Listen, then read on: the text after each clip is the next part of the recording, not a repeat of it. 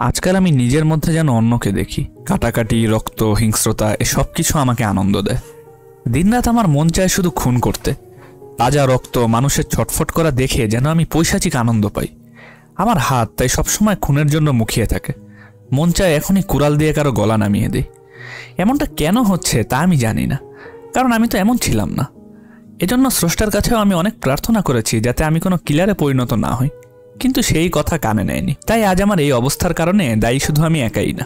এমনই এক সাইকোপ্যাথের হার্টব্রেকিং স্টোরির গল্প, Pearl an extraordinary origin story, a story of regret, violence and becoming a ruthless psycho killer. গল্পটা শুরু হয় 1918 সালে। একদিকে স্প্যানিশ ফ্লু মহামারী আর অন্যদিকে প্রথম বিশ্বযুদ্ধের ভয়াল সময়। দুর্ভিক্ষ, অনিশ্চয়তার মাঝে টিকে থাকার এক ভয়ানক সংগ্রামের সময়। ঠিক এমনই এক ডিপ্রেসিং সময় টেক্সাসের এক ফার্ম হাউসে থাকে এক তরুণী, যার নাম পার্ল। বসবাস করে জার্মান অভিবাসী মা বাবার সাথে তাদেরই বসত বাড়িতে। বিবাহিতা হলেও স্বামী হাওয়ার্ড আপাতত তার সাথে নেই, কারণ বিশ্বযুদ্ধে লড়াই করতে তিনিও পাড়ি জমিয়েছেন যুদ্ধের ময়দানে। এদিকে পার্লের বাবা অসুস্থ, অর্থাৎ একেবারেই প্যারালাইজড। তাই পার্লের মা তার বাবার যত্ন নেওয়া ও তাদের ক্ষেত খামারের দেখাশোনার উপরই বেশি জোর দেয়, কেননা সে জানে যে সংকটময় এই সময়ে টিকে থাকতে হলে ক্ষেত খামারের কোনো বিকল্প নেই। তাই মেয়েকে এইসব দিকেই লক্ষ্য রাখতে জোর করে তার মা। তবে দীর্ঘ সময় সঙ্গীহীন, উদাসীন ও একঘেয়েমি এই জীবনে একেবারে অতিষ্ঠ হয়ে পড়ে পার্ল।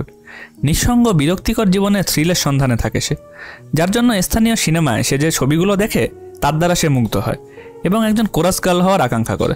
তবে তার মায়ের তাতে পুরোপুরি অসম্মতি ছিল, কারণ কঠিন এই সময়ে তার মায়ের লক্ষ্য ছিল শুধুই টিকে থাকা।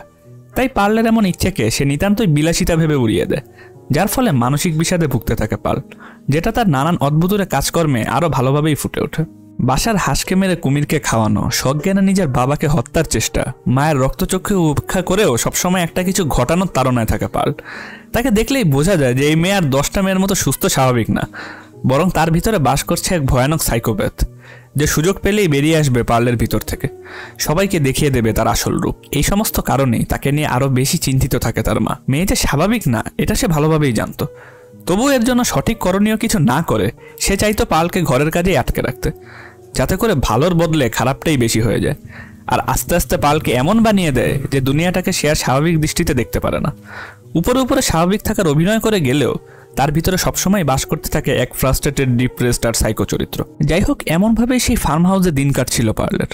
তবে এরই মাঝে একদিন বাসার একটা কাজে পার্লকে শহরে পাঠায় তার মা। যেহেতু স্বপ্নবাজ পার্লের শুরু থেকেই চলচ্চিত্রের প্রতি একটা ঝোঁক আছে, তাই সে এই সুযোগে কিছু টাকা খরচ করে আগে সিনেমা দেখে। ফিল্ম দেখে বের হওয়ার পথে এক মধ্যবয়সী যুবকের সাথে তার দেখা হয়, যে নিজেকে একজন প্রজেকশনিস্ট হিসেবে পরিচয় দেয়। আর পার্লকে বলে, তুমি কি সিনেমা পছন্দ করো? পার্ল বলে, আমি নাচতে পছন্দ করি। প্রজেকশনিস্ট বলে, বেশ তো, আমি তো এখনই একজন ফিউচার কোরাস গার্লকে তোমার মধ্যে দেখতে পাচ্ছি, তুমি তো দেখতেও অনেক সুন্দরী। তখন পার্ল তাকে নিজ স্বামী হাওয়ার্ডের কথা বলে। এটা শুনে প্রজেকশনিস্ট তাকে বলে, তুমি কি ফিল্ম দেখবে? তোমার জন্য ফ্রি, আমি এখানের প্রজেকশনিস্ট। তখন পার্ল বলে, আমাকে যেতে হবে, আমার মা বাসায় অপেক্ষা করছে। এটা শুনে লোকটা বলে, আচ্ছা একটু দাঁড়াও।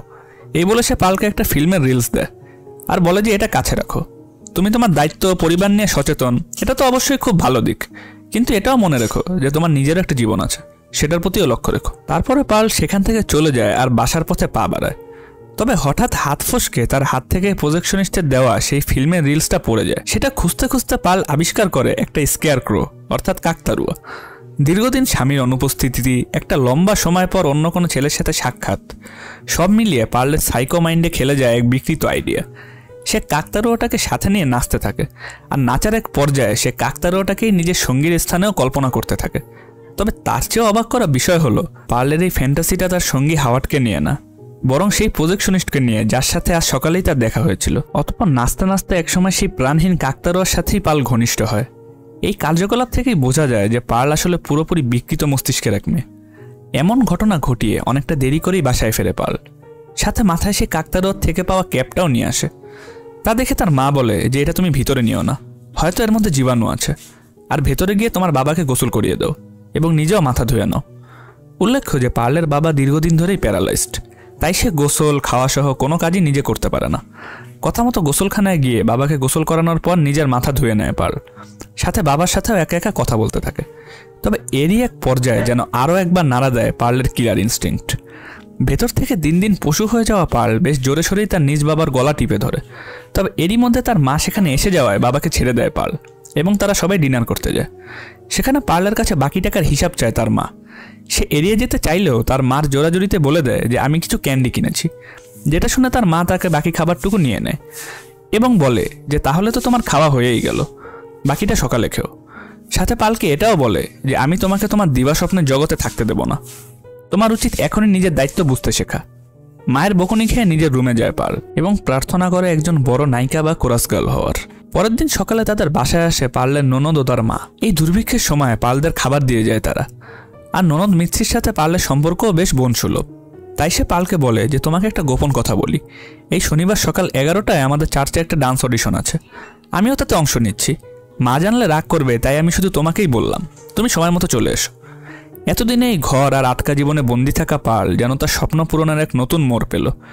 তাই সেই রাতের বেলাতেই সে লুকিয়ে সেই প্রজেকশনিস্টের কাছে যায় নিজের মনের অনুভূতি শেয়ার করতে, কারণ এতদিনে সেই একমাত্র ব্যক্তি যে পার্লের সাথে স্বাভাবিকভাবে কথা বলেছে। শুনে প্রজেকশনিস্ট বলে, নাচ গান তো ঠিক আছে, তবে তুমি চাইলে আমি তোমাকে ফিল্ম স্টারও বানাতে পারি। এই বলে তাকে কিছু ফিল্ম দেখায় সে, আর ইউরোপে ক্যারিয়ার গড়ার স্বপ্নও দেখায়। যদিও সেগুলো মূলত ব্লু ফিল্ম ছিল, যা সেই সময় মার্কেটে নতুন, আর ভদ্রঘরের মেয়েরা তাতে কাজ করতেও চাইবে না, কিন্তু এইগুলো তখন ঘরবন্দি জীবনের থেকে অনেক ভালো লাগে পার্লের।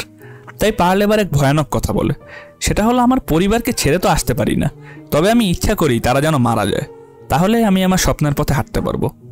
এতদিন একঘেয়েমি জীবন কাটাতে কাটাতে পার্লের ভিতরে সাইকোপ্যাথ ইতিমধ্যে অনেক শক্তিশালী হয়ে উঠেছিল। সাথে স্বপ্ন পূরণের ইচ্ছে এবার যেন তার ডার্ক ফ্যান্টাসির পাল্লে আরও বেশি করে হাওয়া দিল। সে পরের দিন সকালে তার বাবাকে হুইল চেয়ারে বসিয়ে নিয়ে নিজের পোষা কুমিরটির কাছে যায়। তার পরিকল্পনাই ছিল বাবাকে কুমিরের পুকুরে ফেলে দেওয়া, তবে সেখানে সময় মতো তার মা এসে পড়ায় বাবা এবারের মতো বেঁচে যায়। তবে বিপত্তি বাধে তখন, যখন সেদিন রাত্রে পালকে হাতে নাতে ধরে ফেলে তার মা। পার্লের গত 2 দিনের সব অ্যাক্টিভিটিস বুঝতে পেরে ধমক দিয়ে তার কাছে সবকিছুর ব্যাপারে জানতে চায় সে। আর এই নিয়ে 1-2 কথায় মা মেয়ের মাঝে ভয়াবহ গণ্ডগোল লেগে যায়, যেখানে একটা সময় মায়ের কথা সহ্য করতে না পেরে তাকে থাপ্পড় মেরে বসে পাল। আর এভাবেই তাদের মধ্যে পরিস্থিতি পুরোপুরি হাতাহাতির পর্যায়ে চলে যায়। দুজনের মধ্যে ধস্তাধস্তির এক পর্যায়ে ফায়ারপ্লেসের আগুনে পড়ে পুরোপুরি ঝলসে যায় তার মা। উপায়ন্ত না পেয়ে মার বডি নিচের বেসমেন্টে ফেলে দেয় পাল। হুইল চেয়ারে বসে পার্লের এমন সব কাণ্ড ভয়মিশ্রিত চোখে দেখে যায় তার বাবা, তবে সেদিকে কোনো ভ্রুক্ষেপ করে না পাল, বরং সেই রাত কাটাতে তখনই চলে যায় প্রজেকশনিস্টের বাসা। পরের দিন সকালে তাকে নিয়েই নিজের বাসায় আসে পাল। প্রজেকশনিস্টকে বাইরে দাঁড় করিয়ে রুমে ঢুকে বাবাকে পরিষ্কার করে সে। তবে এরই মধ্যে সেই প্রজেকশনিস্ট ঘরে ঢুকে যায়। এলোমেলো জিনিসপত্র সাথে ঘরের অগোছালো অবস্থা দেখে সেও অনেকটা ঘাবড়ে যায়। তবে এরই পরে সে শুনতে পায় বেসমেন্ট থেকে কেউ যেন চিৎকার করছে। ধরা পড়ে যাওয়ার ভয়ে তাকে বাইরে নিয়ে আসে পাল। তবে এতক্ষণে পার্লের সন্দেহজনক আচরণ আর আশেপাশে সবকিছু ঠিক না লাগায় প্রজেকশনিস্ট বলে যে দেখো, তোমাকে দেখে আমার ভয় লাগছে, আমি বরং এখন যাই। তবে প্রজেকশনিস্টের এমন হঠাৎ সন্দেহ ধরে ফেলে পাল, তাই তাকে জিজ্ঞাসা করে যে তুমি কি দেখেছো, তোমার কথাবার্তা হঠাৎ বদলে গেল কেন, তুমি না বললে আমাকে ইউরোপে নিয়ে যাবে। তবে এইসব এড়িয়ে গিয়ে একাই চলে যেতে থাকে সে। তখনই পাল একটা বড় সিকেল নিয়ে তার বুকে ঢুকিয়ে দেয় এবং তাকে গাড়ি সমেত কুমিরের পুকুরে ফেলে দেয়। তারপর রুমে গিয়ে অডিশনের জন্য রেডি হয়। ইতিমধ্যেই দুটি নারকীয় খুন করে ফেলার পর পার্লের মধ্যে যেন আর কোনো বোধজ্ঞানই কাজ করছে না, তাই সে অডিশনে যাওয়ার আগে নিজ বাবাকেও হত্যা করে যায়। কিন্তু সময় মতো অডিশন দিলেও তার নাচ পছন্দ হয় না আগত বিচারকদের, যার কারণে সেখানেই পুরোপুরি ভেঙে পড়ে পাল। স্বপ্নগুলো ধূলিসাৎ হয়ে যাওয়ায় নিজের ভিতরে থাকা মনুষ্যত্বের শেষ অংশটুকুও যেন সে হারিয়ে ফেলে। তাই তার সাথে থাকা সান্ত্বনা দিতে বাসায় আসা মিৎসিও হয়ে যায় তার পরবর্তী শিকার। অবশ্য যে কেবলই নিজ মা বাবা আর প্রেমিককে নির্মমভাবে খুন করেছে, তার কাছে ননদার এমন কি। তাই তো মিথির হাজারো অনুনয় বিনয় মন গলে না পার্লের। শেষে উপায় না পেয়ে মিথি যখন তাকে বলে যে তুমি কি চাও, আমি তোমাকে সব দেব, তখন পুরোপুরি সাইকোপ্যাথ হয়ে যাওয়া পার্ল বলে যে আমি কি চাই সেটা আর ম্যাটার করে না, এখন সময় নিজেকে নিজের সেরা রূপে রূপান্তর করার। এই বলে সে কুড়াল দিয়ে মিথিকে মেরে ফেলে এবং তার লাশ টুকরো টুকরো করে কুমিরকে খাওয়ায়। এভাবে নিজের স্বপ্ন, পরিবার সবকিছু শেষ হয়ে যাওয়ার পর এখন পার্লের আপন বলতে থাকে কেবল সেই বাড়িটাই। তাই সেখানেই সে নিজের মৃত মা বাবার লাশ সাথে নিয়ে দিন পার করতে থাকে। তবে অপ্রত্যাশিতভাবে একদিন সেখানে ফিরে আসে পার্লের হাজব্যান্ড হাওয়ার্ড। কেবল রণাঙ্গনের ভয়াবহতা থেকে ফিরে যখন বাসায় ঢুকে একটু স্বস্তির নিঃশ্বাস ফেলবে সে, তখনই সে দেখে চেয়ারে বসানো তার শ্বশুর শাশুড়ির মৃত লাশ, টেবিলে সাজানো অনেক দিনের পচে গলে যাওয়া খাবার। এ সব কিছু দেখে ভয়ে কাঁপতে থাকা হাওয়ার্ডসের সামনে তখনই চলে আসে পার্ল এবং বলে যে আমি অনেক খুশি হাওয়ার্ড যে তুমি ফিরে এসেছো। আর এখানেই পার্লের বিভৎস ভয়ানক এক চাহনির সাথে ফিল্মটা শেষ হয় পার্ল অ্যান এক্সট্রাঅর্ডিনারি অরিজিন স্টোরির গল্প। ভাইরে ভাই, গল্পটা আসলে কেমন ছিল সেটার মজা তোমরা আসলে ফিল্ম দেখলেই বুঝবে। আর তোমাদের বন্ধুদের মধ্যে যারা প্রডিউসারের মতো প্লে বয় আছো, তারা যদি এমন কোনো সাইকো গার্লের শিকার হও, তখনই বুঝবে জীবনের মজা কি। প্রেম তখন জানালা দিয়ে পালাবে আর নিজে আগে বাঁচার রাস্তা খুঁজবে। তাই এসব কিছু বাদ দিয়ে সবাই ভালো থাকো। দেখা হবে আরেকদিন আরো নতুন কোনো এক ভিডিও নিয়ে। আমি প্রিন্স এবারের মতো বিদায় নিচ্ছি। See you.